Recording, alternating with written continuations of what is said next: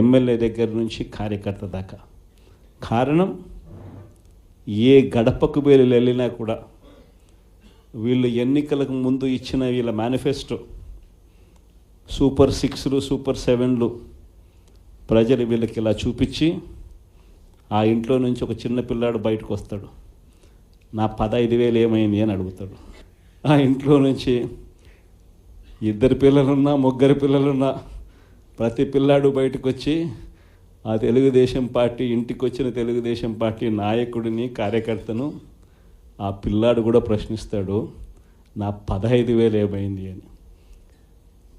వీళ్ళింటికి పోయినప్పుడు ఆ పిల్లల తల్లులు ప్రశ్నిస్తారు, నా 18,000 ఏమైంది అని చెప్పి.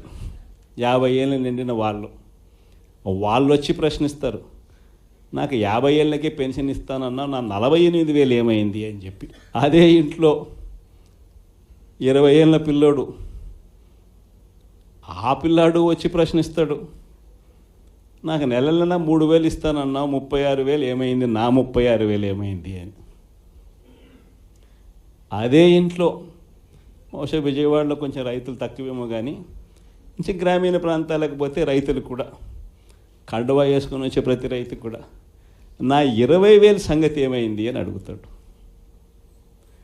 ఇలా ఏ ఇంటికి వెళ్ళినా కూడా తెలుగుదేశం పార్టీ నాయకులకు కానీ కార్యకర్తలకు కానీ ప్రజలకు సమాధానం చెప్పుకోలేని పరిస్థితుల్లో వాళ్ళు ఉన్నారు.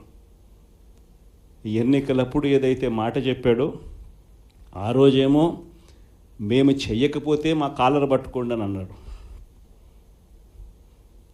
మరి ఈరోజు ప్రజలు కాలర్ పట్టుకుంటారేమో అని చెప్పి భయపడి రెడ్ బుక్ రాజ్యాంగం నడుపుతూ ఉన్నారు. ఈరోజు ఏమంటా ఉన్నారు, ఎన్నికలు అయిపోయిన 9 నెలల తర్వాత ఈరోజు ఏమంటా ఉన్నారు, సంపద సృష్టించడం ఎట్టనో నా చెవిలో చెప్తే నేను తెలుసుకుంటాను అంటున్నాను. వాస్తవాలు.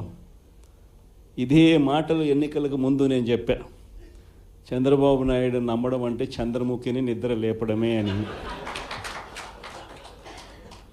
ఇదే మాటలు నేను ఎన్నికలప్పుడు చెప్పిన, చంద్రబాబు నాయుడు నమ్మడం అంటే పులి నోట్లో తలబెట్టడమే అని చెప్పి. ఇదే మాటలే నేను చెప్పా మేనిఫెస్టో ప్రజెంటేషన్ చేసేటప్పుడు. ఇక్కడే ఇలా నిల్చుని ఇలా మేనిఫెస్టోని ఇలా చూపించా. మన మేనిఫెస్టోని ఇలా చూపిస్తూ వాళ్ళు చెప్పిన మేనిఫెస్టో హామీలను కూడా ఇలానే చూపిస్తూ చెప్పా. ఇది సాధ్యమయ్యేటి కాదయ్యా చంద్రబాబు నాయుడు చెప్పేటివి. రాష్ట్రానికి సంబంధించిన బడ్జెట్ ఇది, మనం చేస్తూ ఉన్న బటన్లు నొక్కే కార్యక్రమం ఇది, దీనికే ఇంత డబ్బు ఖర్చు అవుతుంది. మరి చంద్రబాబు నాయుడు ఏమో 1,72,000 కోట్లు సంవత్సరానికి అయ్యే ప్రతిపాదనలు ఆయన చెప్తా ఉన్నాడు. సూపర్ 6లు మోసము, సూపర్ 7లు మోసము అని చెప్పి చెబుతూ మనమేం చేయగలుగుతాము అన్నది కూడా ప్రజలకు అర్థమయ్యేట్టుగా కూడా మేనిఫెస్టో సందర్భంగా కూడా చెప్పడం జరిగింది.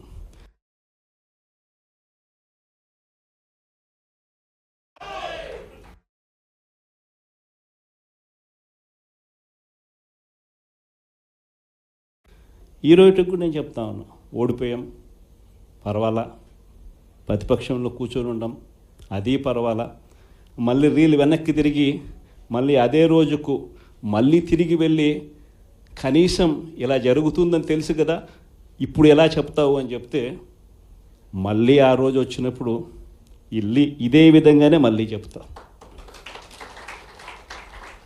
ఎందుకనంటే రాజకీయాలలో విలువలు, విశ్వసనీయత అన్న పదానికి అర్థం అది. ఎన్నికలు ఎప్పుడొచ్చినా కూడా అదే విలువలు, అదే విశ్వసనీయత అన్న ఒకే ఒక్క పదం మీద మళ్ళీ వైఎస్ఆర్సీపీ మళ్ళీ అఖండ మెజారిటీతో మళ్ళీ గవర్నమెంట్